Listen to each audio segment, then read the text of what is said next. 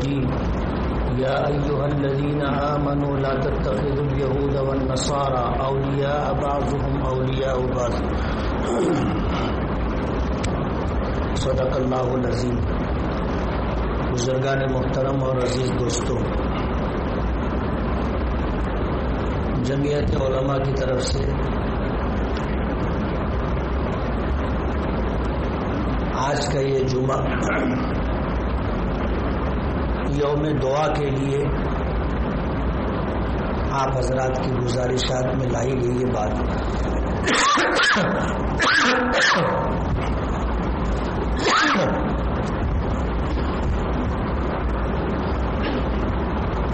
فلسطین کا مسئلہ مسلمانوں کے لیے بہت دردناک مسئلہ ہے. یہ وہ مقدس جگہ ہے جو مسلمانوں، یہودیوں اور عیسائیوں تینوں قوموں کے لیے بہت متبرک اور بہت مقدس شہر رہا ہے. سرکار دو عالم صلی اللہ علیہ وسلم نے معراج کا سفر اسی مقام سے کیا تھا، اور جب آپ بیت المقدس تشریف لے گئے تو تمام انبیاء کرام علیہم الصلاۃ والسلام کی امامت بھی آپ نے اسی مقام پر کی تھی. آپ نے بیت المقدس یعنی ارض شام و فلسطین اور یمن کے لیے جو باتیں ارشاد فرمائی ہیں، قرب قیامت میں مسلمانوں کے لیے یہ آخری جائے پناہ ہوگی. حضرت ابراہیم، حضرت اسماعیل، حضرت صالح، حضرت داؤد، حضرت سلیمان، حضرت موسیٰ، حضرت عیسیٰ اور بھی بہت سارے انبیاء کرام علیہم الصلاۃ والسلام اسی شہر میں رہے. ان کی قبریں بھی وہاں پر ہیں. تو یہ بہت متبرک اور مقدس مقام رہا ہے مسلمانوں کے لیے. تو اس معنی کر کے کہ یہ حضور پاک صلی اللہ علیہ وسلم کے معراج سفر کی ایک کڑی ہے، اور حضور نے یہاں پر انبیاء کرام کی امامت فرمائی.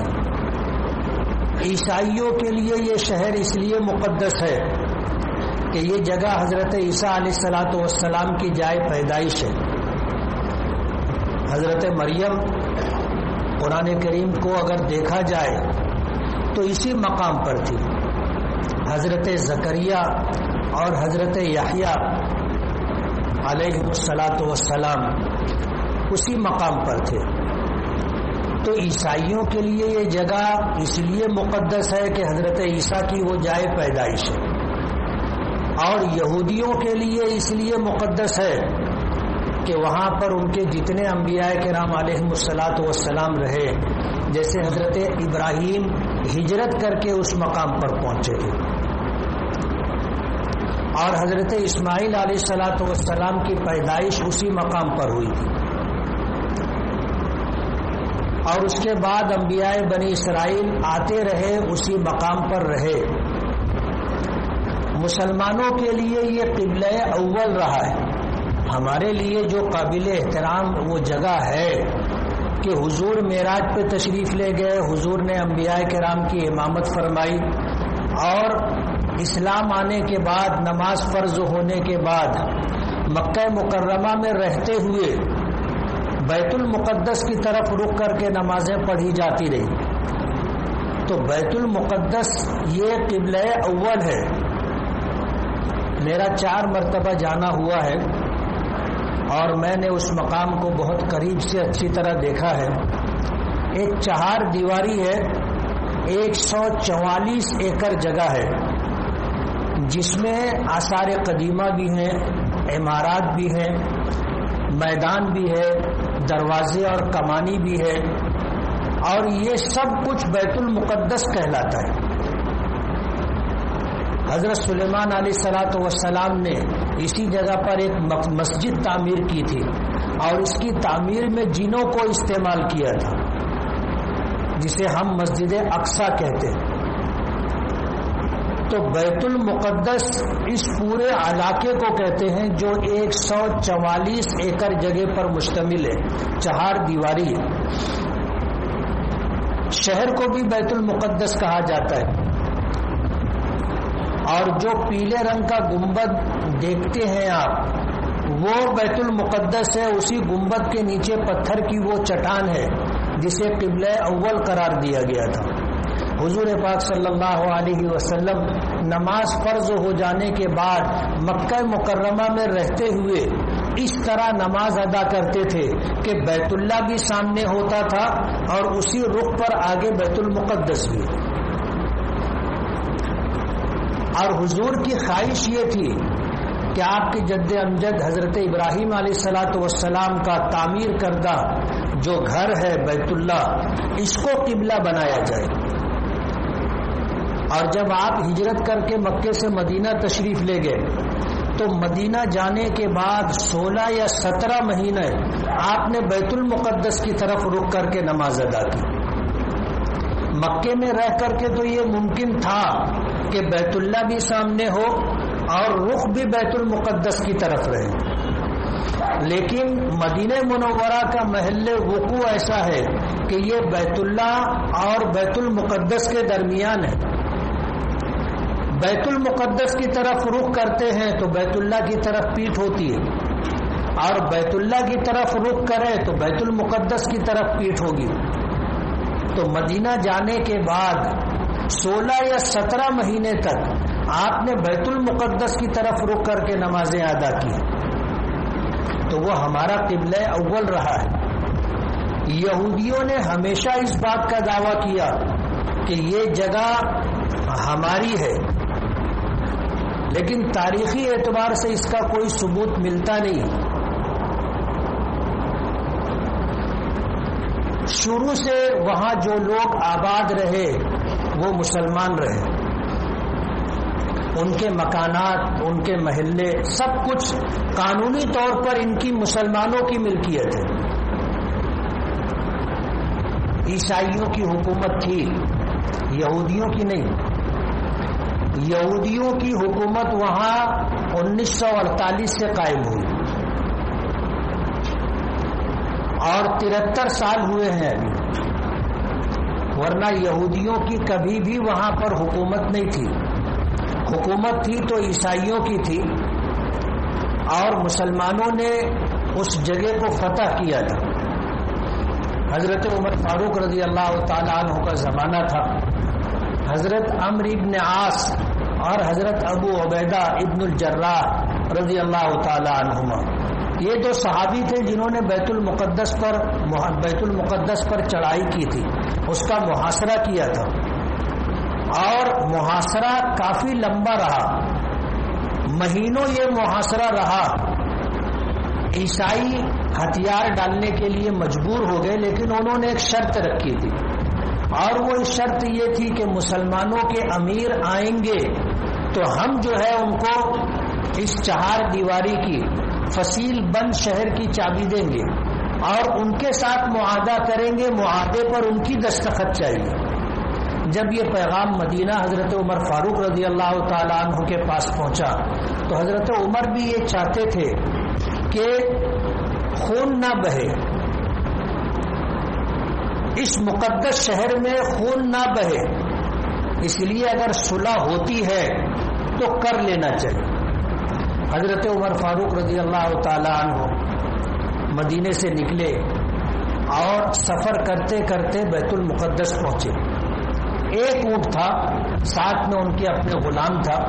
یہ طے ہوا تھا کہ ایک منزل تک حضرت عمر اونٹ پر بیٹھیں گے اور غلام اونٹ کی نکیل پکڑ کر کے چلے گا، اور دوسری منزل پر حضرت عمر فاروق اونٹ کی نکیل پکڑ کر کے چلیں گے اور غلام اونٹ پر بیٹھے گا۔ ایسے منزل منزل منزل ہوتے ہوتے بیت المقدس کے قریب پہنچے، اور اتفاق کی بات، بیت المقدس جب آیا تو آخری جو منزل تھی وہ غلام کے اونٹ پر بیٹھنے کی تھی، اور حضرت عمر فاروق کی باری نکیل پکڑ کر کے چلنے کی تھی۔ مقام جابیہ آنے پر غلام نے کہا کہ امیر المومنین آپ اونٹ پر بیٹھ جائیں، میں نکیل پکڑ کر کے چلتا ہوں۔ تو حضرت عمر نے انکار کیا اور کہا کہ جو بات ہمارے درمیان طے ہے اسی پر عمل ہوگا۔ تو اس حال میں بیت المقدس پہنچے تھے کہ اونٹ کے اوپر غلام بیٹھا ہوا تھا اور حضرت عمر اونٹ کی نکیل پکڑ کر کے پیدل چل رہے تھے۔ عیسائیوں کو یہ بات ان کی کتابوں کے ذریعے سے معلوم تھی کہ جب مسلمان اس علاقے کو فتح کریں گے تو یہ حالت ہوگی کہ مسلمانوں کا جو امیر ہوگا وہ اونٹ کی نکیل پکڑ کر کے پیدل چلتا ہوا آئے گا اور اونٹ پر مسلمانوں کے امیر کا غلام بیٹھا ہوگا۔ ان کی کتابوں میں یہ بات بھی تھی کہ مسلمانوں کا جو امیر ہوگا وہ اس حال میں آئے گا کہ اس کے جسم پر جو جبہ ہوگا اس میں 17 پیوند ہوں گے،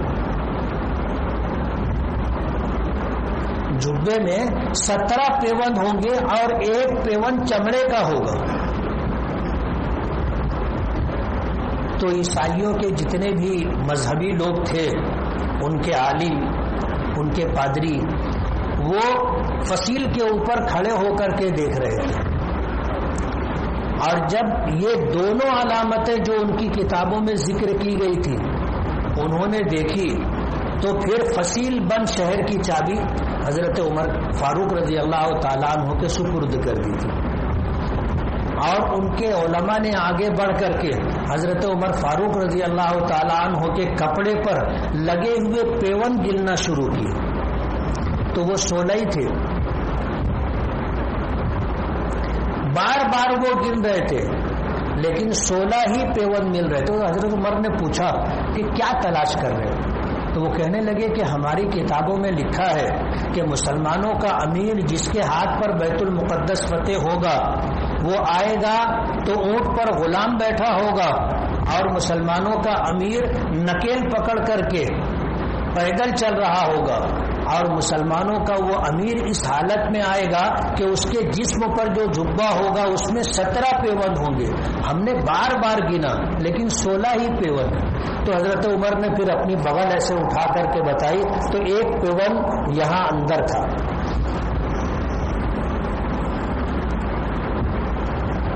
زمانہ گزرتا رہا، وہ وقت بھی آیا کہ کئی صدیوں کے بعد عیسائیوں کی متحدہ فوج پھر بیت المقدس پر فتح حاصل کی اور مسلمانوں کا قتل عام کیا، 70,000 مسلمانوں کو شہید کیا، جس میں مرد بھی تھے، عورتیں بھی تھیں، بچے بھی تھے، بوڑھے بھی تھے، 70,000 لوگوں کو شہید کیا تھا۔ اور یہ سلسلہ چلتا رہا۔ پھر وہ وقت آیا سلطان نور الدین زنگی رحمت اللہ علیہ کا، انہوں نے سلطان صلاح الدین ایوبی کو مصر کا حاکم بنا کر کے بھیجا تھا، اور سلطان صلاح الدین ایوبی نے پھر بیت المقدس فتح کیا۔ تو یہ مسلمانوں نے صدیوں وہاں پر حکومت کی، یہودیوں کا کبھی بھی وہاں پر غلبہ نہیں رہا، ان کی حکومت نہیں رہی تو عیسائیوں کی حکومت رہی۔ جب حضرت عمر فاروق رضی اللہ تعالی عنہ نے بیت المقدس فتح کیا، صلح کے ذریعے سے حاصل کیا، تو یہودیوں نے، عیسائیوں نے حضرت عمر فاروق سے ایک شرط یہ بھی رکھی تھی کہ ہم یہودیوں کے ساتھ نہیں رہیں گے، جو یہودی یہاں پر ہیں ان کو الگ جگہ بسایا جائے۔ حضرت عمر فاروق نے اس بات کو مانا۔ یہ وہ مردود قوم ہے کہ جس نے ہمیشہ دنیا کو نقصان پہنچایا۔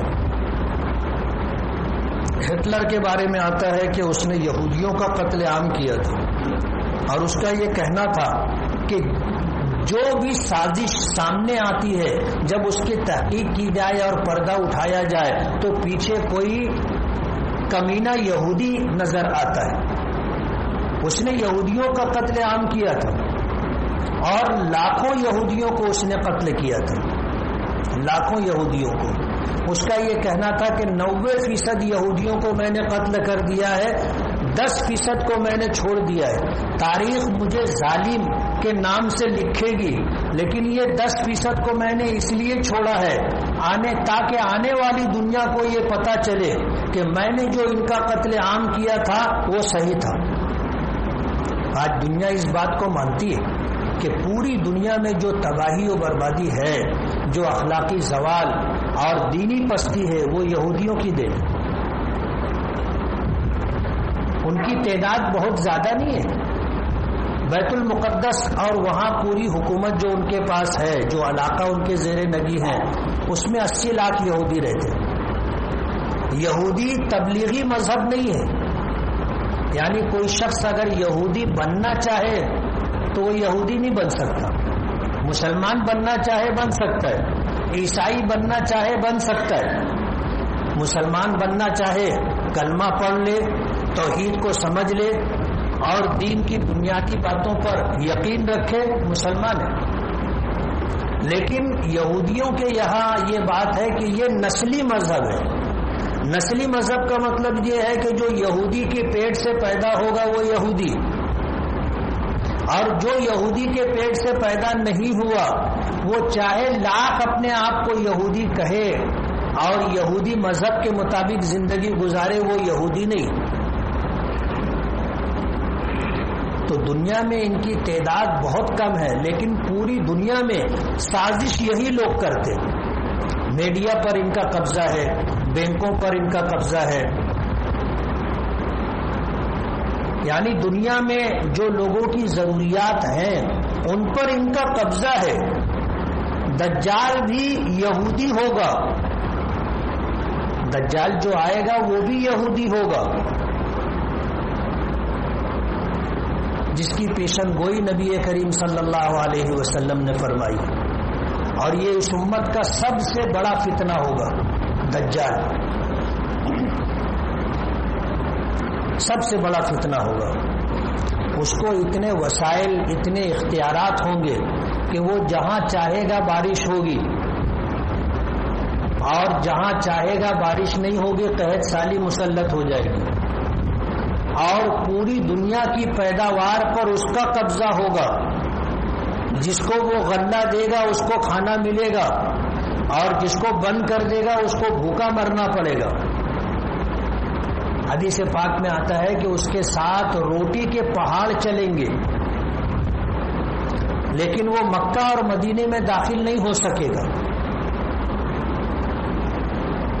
اللہ نے ان دونوں شہروں کی حفاظت کے لیے فرشتے مامور فرما رکھے، اور اس زمانے میں یہ چیز کھل کر کے لوگوں کو دکھائی دے گی کہ دجال اپنی تمام تر طاقت کے ساتھ، تمام تر وسائل اور اسباب و ذرائع کے ساتھ مکے اور مدینے میں داخل نہیں ہو سکے گا۔ اور دجال کے خاتمے کے لیے اللہ پاک حضرت عیسیٰ علیہ الصلاۃ والسلام کو اتارے گا۔ حضرت عیسیٰ علیہ الصلاۃ والسلام کو اللہ پاک نے جیتے جی زندہ آسمان پر اٹھا لیا ہے، اور اس امت میں جو سب سے بڑا فتنہ دجال کا وقوع پذیر ہوگا اس کو ختم کرنے کے لیے حضرت عیسیٰ کو زمین پر اتارا جائے گا۔ اور جب حضرت عیسیٰ زمین پر اتارے جا رہے ہوں گے تو پوری دنیا دیکھ رہی ہوگی، فرشتوں کے پر حضرت عیسیٰ آسمان سے اتریں گے اور دنیا دیکھے گی۔ ماضی میں ایسا ہوتا تھا کہ دنیا کیسے دیکھے گی؟ ہم جب دیکھنا چاہتے ہیں تو ہماری نظر ایک حد پر جا کر ختم ہو جاتی ہے، اس کے آگے ہم کو نظر نہیں آتا۔ ہم آسمان دیکھتے ہیں تو ہم کو جو نظر آتا ہے بلو بلو، وہ آسمان نہیں ہے۔ ہم سمجھتے ہیں کہ ہم آسمان دیکھ رہے، لیکن ہماری نظر اتنی دور کی چیز نہیں دیکھ سکتی۔ جہاں جا کر ہماری نظر ختم ہو جاتی ہے، یعنی دیکھنے کی صلاحیت ختم ہو جاتی ہے، وہاں ہم کو بلو بلو نظر آنے لگتا ہے اور ہم سمجھتے ہیں کہ یہ آسمان ہے۔ تب یہاں رہ کر کے حضرت عیسیٰ علیہ الصلاۃ والسلام کو آسمان سے اترتا ہوا ہم کیسے دیکھ سکیں گے؟ ماضی میں یہ چیز ناممکنات میں سے تھی، لیکن آج ممکن ہے۔ آج ٹیلی ویژن کے ذریعے سے آدمی دنیا دور دراز علاقوں کو سامنے ایسے دیکھتا رہتا ہے۔ لائیو دیکھنا جس کو بولتے ہیں، ڈائریکٹ.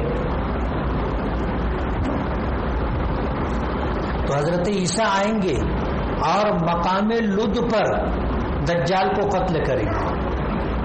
کتابوں کے دیکھنے سے معلوم ہوتا ہے کہ جب حضرت عیسیٰ اس کا تعاقب کریں گے تو وہ بھاگے گا اور بھاگتے بھاگتے بھاگتے وہ مقام لد پر پہنچے گا، اور مقام لد پر پہنچ کر کے وہ چاہے گا کہ میں بچ جاؤں. علماء نے تحقیق کر کے لکھا ہے کہ یہودیوں کا جو انٹرنیشنل ایئرپورٹ ہے اس کا نام ہے لد. کیا نام ہے؟ لد. اور یہ بھی لکھا ہے کہ دنیا اپنی ترقی کے ساتھ اس حال میں پہنچ جائے گی کہ دجال یہ چاہے گا کہ وہ راکٹ پر بیٹھ کر کے زمین چھوڑ کر کے خلا میں چلا جائے تاکہ حضرت عیسیٰ سے بچ سکے. لیکن ظاہر بات ہے کہ اللہ کا فیصلہ ہے کہ حضرت عیسیٰ اس کو قتل کریں گے تو ساری تدبیر اس کی فیل ہو جائے گی، سارے انتظامات فیل ہو جائیں گے، اور حضرت عیسیٰ علیہ الصلوۃ والسلام کے ہاتھوں وہ جہنم رسید ہوگا. حضرت عیسیٰ اس کو خود قتل کریں گے. دنیا میں پہلی جنگ عظیم ہوئی تھی، اس کے بعد دوسری جنگ عظیم ہوئی. دوسری جنگ عظیم میں دو طاقتیں تھیں، ایک محوری طاقت اور ایک اتحادی طاقت. ان میں مقابلہ ہوا تھا، بہت بڑی تعداد انسانوں کی اس میں ماری گئی. اس وقت جو ہے اتحادی طاقت کو یہودیوں نے، امریکہ، برطانیہ، ان کو مالی مدد دی تھی اور بہت بڑی مالی مدد دی تھی جنگ کے زمانے میں. تو امریکہ اور برطانیہ نے ان کے مالی تعاون کے پیش نظر ان سے کہا تھا کہ تمہیں کیا چاہیے تم بتاؤ. تو یہودیوں نے کہا کہ ہمیں بیت المقدس پر بسایا جائے اور وہ جگہ ہم کو دے دی جائے. تو امریکہ اور برطانیہ نے 1948 میں وہاں کے رہنے والے مسلمانوں کو بے گھر کر کے اس زمین پر یہودیوں کو بسایا اور آباد کیا. اور آج تک یہ دونوں ملک اس کی کھلے عام مدد کر رہے ہیں، کھلے عام ان کی مدد کر رہے ہیں.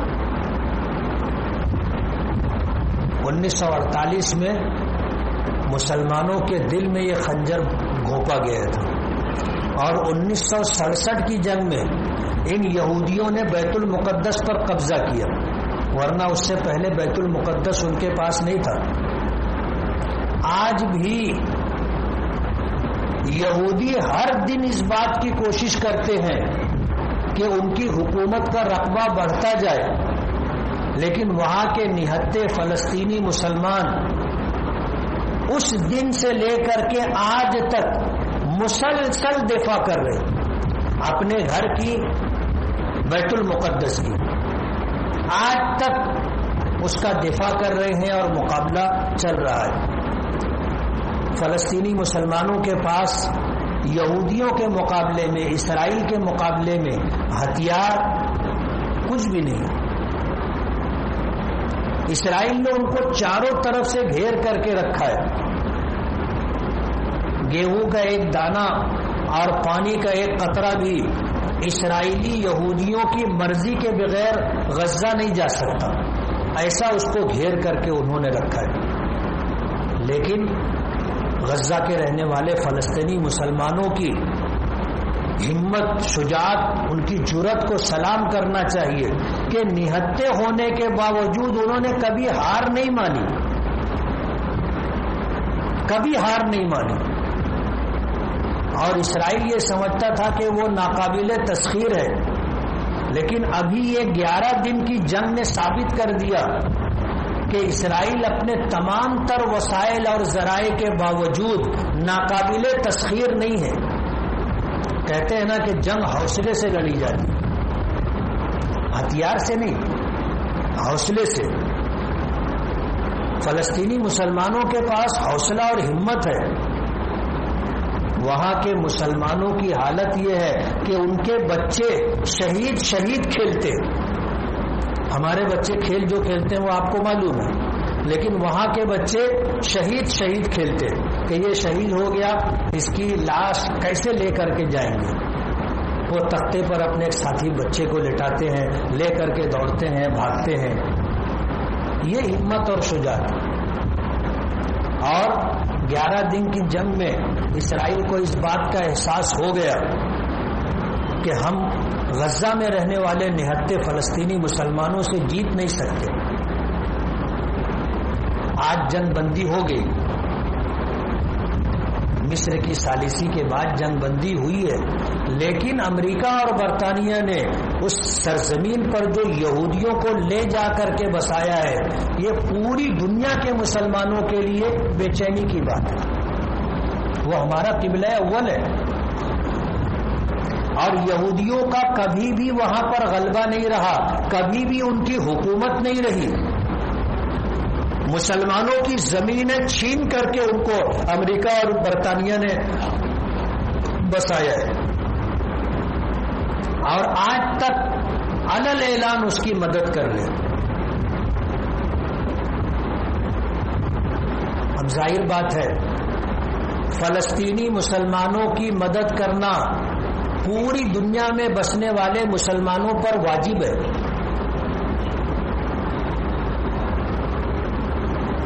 ہم پر بھی ان کی مدد کرنا واجب ہے. اب ظاہر بات ہے کہ ہم ان کی مدد کیسے کریں.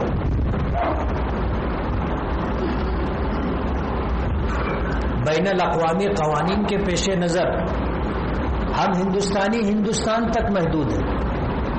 ہندوستان کے باہر کچھ کرنے کی ہمیں اجازت نہیں ہے.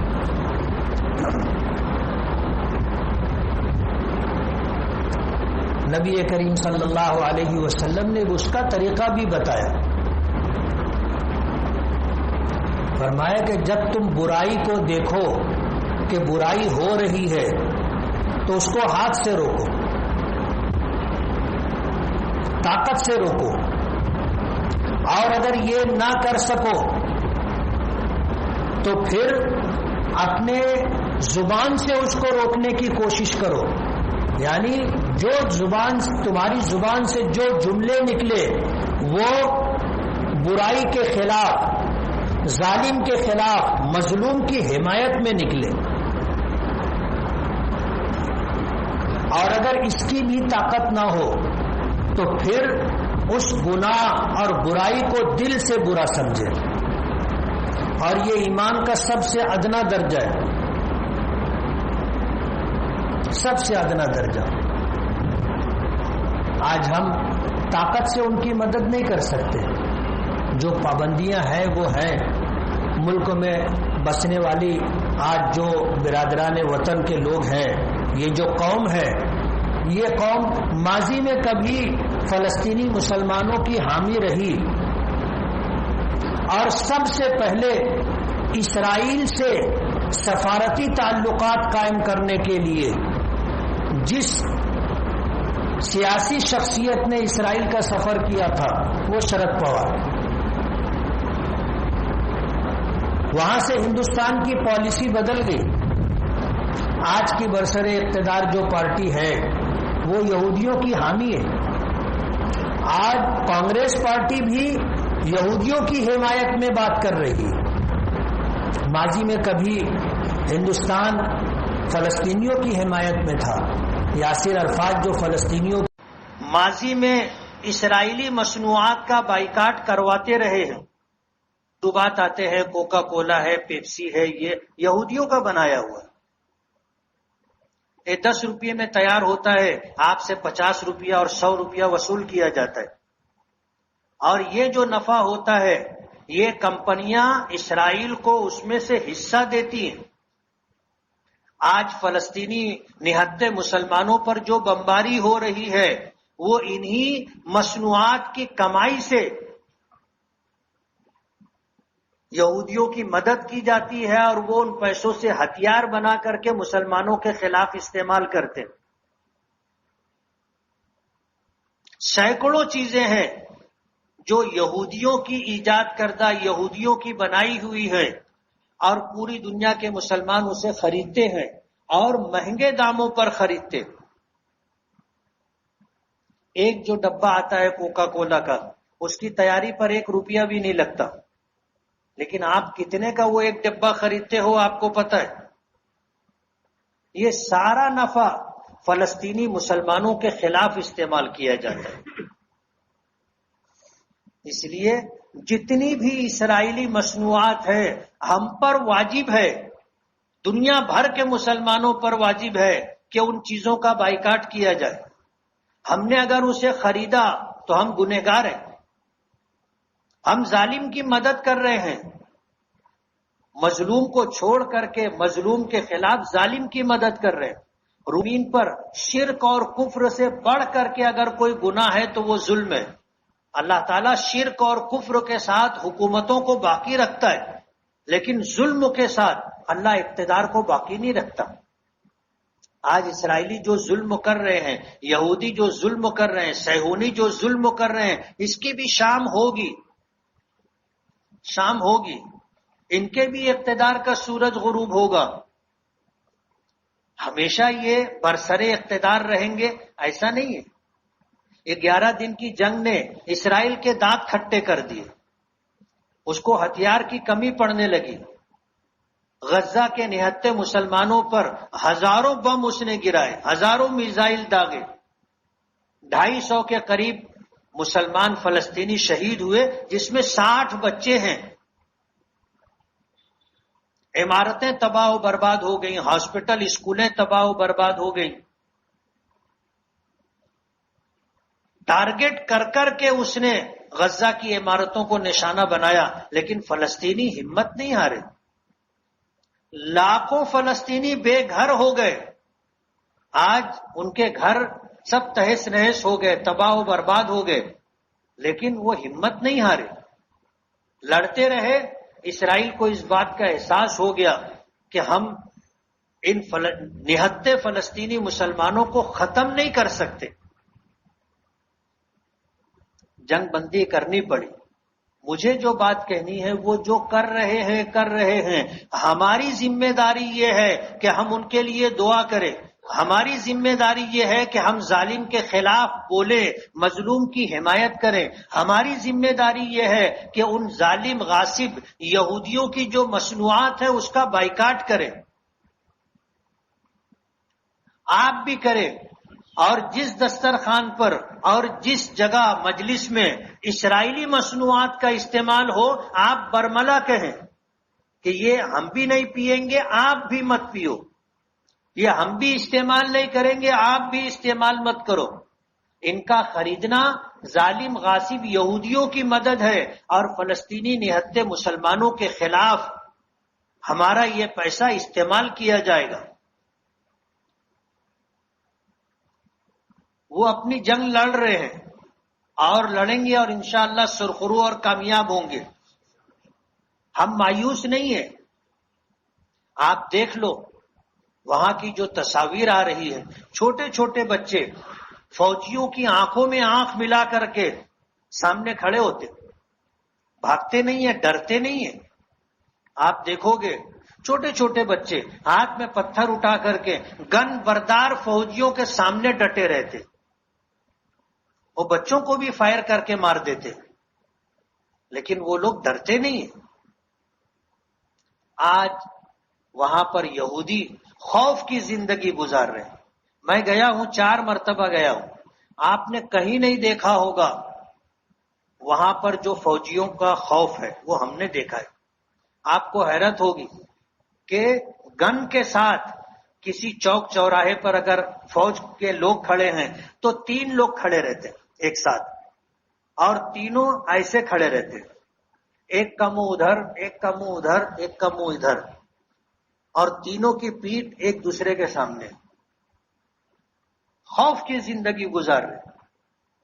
تحریک انتفاضہ جو یاسر عرفات نے شروع کی تھی کہ ان کو پتھر مارو، بچے پتھر لے کے گھومتے رہتے ہیں اور فوجیوں کو پتھر مار کے بھاگ جاتے ہیں۔ ظاہر بات ہے یہ ہمت اور جرأت کی بات ہے۔ تو 24 گھنٹہ وہ لوگ خوف کی زندگی گزار رہے ہیں، لیکن مسلمانوں نے حوصلہ نہیں ہارا۔ چھوٹے چھوٹے بچے اور بچیاں فوجیوں کی آنکھ میں آنکھ ڈال کر کے بات کرتے، اتنی ہمت، اور مرنا کھیل سمجھتے ہیں. میں نے بتایا کہ ان کے بچے شہید کھیلتے ہیں. مصنوعی فائرنگ ہوتی ہے، بچے گر جاتے ہیں، وہ بچہ زخمی ہو گیا، پھر یہ ہوتا ہے کہ مر گیا، پھر اس کی لاش کیسے اٹھا کر کے لے جاتے، بچے وہاں یہ کھیل کھیلتے. اور ظاہر بات ہے کہ جو قوم مرنے کے لیے تیار ہو اس سے جیتا نہیں جا سکتا. حضرت علی کا وہ واقعہ یاد کرو کہ میدان بدر میں جب 1 بائی 1 مقابلہ ہو رہا تھا، جس کو مبازرت کہتے ہیں، تو کافروں کی صف سے ایک آدمی نکل کر کے آیا جس کا نام مرحب تھا، اور جس کے بارے میں مشہور تھا کہ یہ اتنا طاقتور ہے کہ 1000 آدمیوں کے مقابلے میں یہ تنہا کافی ہے، اور وزندار اتنا تھا کہ اونٹ کی کھال بچھا دی جائے اور اس کے اوپر وہ کھڑا ہو جائے تو اگر اس کھال کو کھینچا جائے تو کھال پھٹ جاتی تھی. وہ جہاں کھڑا ہوتا تھا وہ وہاں کا چمڑا زمین نہیں چھوڑتا تھا، اتنا وزندار تھا. اس کے مقابلے کے لیے حضرت علی آئے تھے، اور حضرت علی نوجوان تھے. تو اس نے حضرت علی کو دیکھ کر کے تمسخرانہ مسکراہٹ کے ساتھ کہا تھا کہ مجھ کو پہچانتا ہے، میں کون ہوں تو جانتا ہے؟ تو حضرت علی نے کہا تھا کہ ہاں جانتا ہوں، تو مرحب ہے. تو اس نے کہا تھا کہ میں 1000 آدمیوں پر اکیلا بھاری ہوں، اور تو بچہ ہو کر کے میرے مقابلے میں آیا ہے. تو حضرت علی نے کہا تھا کہ تو مجھ کو جانتا ہے؟ اس نے کہا کہ ہاں، تو ابو طالب کا بیٹا ہے، عبد المطلب کا پوتا ہے، قبیلے قریش سے تعلق رکھتا ہے. بولے نہیں، میں اس ماں کا بیٹا ہوں جس کو موت زندگی سے زیادہ پیاری ہے. آپ جملے کی گہرائی کا اندازہ کریں گے تو حیران ہو جائیں گے کہ حضرت علی نے کہا تھا کہ میں وہ شخص ہوں جس کو موت زندگی کے مقابلے میں زیادہ پیاری ہے. اب جو آدمی مرنے کے لیے تیار ہو اس سے جیتنا مشکل ہے. مقابلہ ہوا، حضرت علی نے مرحب کو ختم کر دیا. تو جو قوم ہمت اور حوصلے کے ساتھ رہتی ہے اس کو شکست نہیں دی جا سکتی، اور جنگ حوصلوں سے لڑی جاتی ہے جو آج فلسطینی مسلمان لڑ رہے ہیں. تو ان کی مدد کرنا ہم سب پر لازم اور واجب ہے، اور اس کے خلاف کرنا اپنے آپ کو گنہگار بنانا ہے. ان کی جتنی مصنوعات ہیں، چاہے وہ لباس میں ہو، جوتے چپل میں ہو، چاہے گھڑی ہو، چشمہ ہو، چاہے پین ہو، اور چاہے کھانے پینے کی چیزیں، ہر چیز کا بائیکاٹ کرنا مسلمانوں پر واجب اور لازم. کریں گے؟ یہی وہ چیز ہے جس کے ذریعے سے ہم ان کی مدد کر سکتے. ظالم اور غاصب لوگوں کی مصنوعات کا بائیکاٹ کر کے ان کی آمدنی کو روک سکتے، اور پیسہ کم پڑنے پر یہودی ہر حال میں ٹوٹیں گے، ہر حال میں ٹوٹیں گے. اور کوئی بہت بڑی تعداد نہیں ہے ان کی، وہاں جو ہیں وہ ٹوٹل 80 لاکھ ہے. ہمارا بمبئی جیسا شہر آبادی میں ان سے بڑا ہے، آبادی میں ان سے بڑا ہے، اور وہ پوری حکومت میں، پورے علاقے میں جو بسے ہیں یہودی وہ 80,000 ہیں. اور ان کی کوشش یہ ہے کہ دنیا بھر کے یہودیوں کو لا کر کے یہاں بسایا جائے. اسی لیے روزانہ مسلمانوں کی زمین چھیننے کی ان کی کوشش ہوتی ہے، اور ان کے زمینی طور پر ان کی حکومت بڑھتی جائے، ان کی یہ کوشش ہے. اور یہ بھی اللہ کی حکمت ہے. میں جو کہہ رہا ہوں کہ ہم مایوس نہیں ہیں، ایک وقت آئے گا کہ ان کا بھی سورج غروب ہوگا.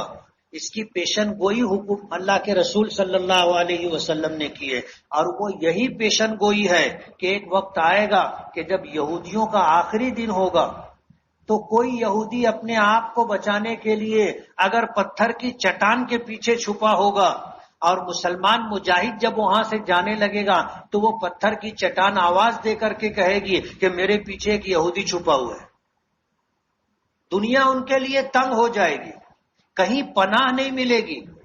آپ سوچ لو کہ وہ پتھر کی چٹان کے پیچھے چھپا ہوگا اور کوئی مجاہد وہاں سے جانے لگے گا تو پتھر کی چٹان بولے گی کہ میرے پیچھے ایک یہودی چھپا ہوا ہے. زمین تنگ ہو جائے گی ان کے لیے. آئے گا وہ دن، مایوس نہیں ہے. حضور کی پیشن گوئی ہے اور ہمارا ایمان ہے کہ یہ ہر حال میں ہو کر کے رہے گا. اس لیے فلسطینی جیتیں گے، وہ وقت آئے گا. اور اللہ کی حکمت یہ ہے کہ ساری دنیا کے یہودی وہاں جمع کر دیے جائیں گے، اور جب سب یہودی جمع ہو جائیں گے پھر ان کا کھیت ہوگا. سمجھتے ہو نا کھیت؟ سب کو اللہ پاک ختم کر دے. اور یہی فلسطینی مجاہدین انشاءاللہ ان کی سلطنت کا سورج غروب کریں گے. اس لیے ہم تو جنگ کے لیے نہیں جا سکتے، لیکن ان کے خلاف بولنا اور ان کے خلاف ان کے کاروباری معاملات کے اندر بائیکاٹ کر کے ان کو کمزور کرنا، یہ ہم کر سکتے. اور دنیا میں ایک نمبر پر تعداد کے اعتبار سے عیسائی ہیں، سب سے زیادہ عیسائی. 2 نمبر پر مسلمان ہیں اور سب سے کم یہودی ہیں. سب سے کم. کیوں؟ کہ ان کا مذہب جو ہے نسلی مذہب ہے. یہودی کی پیٹ سے جو پیدا ہوگا وہ یہودی. اور ظاہر بات ہے پوری دنیا میں جو انہوں نے گھمایا ہے، ہم دو ہمارے دو، اور ہم دو اب تو ہو گیا ہم دو ہمارا ایک. تو ان کی تعداد ایسے بھی دن بدن کم ہوتی جا رہی ہے. اس لیے مایوسی نہیں ہے، لیکن اپنی ذمہ داری سمجھنا ضروری ہے.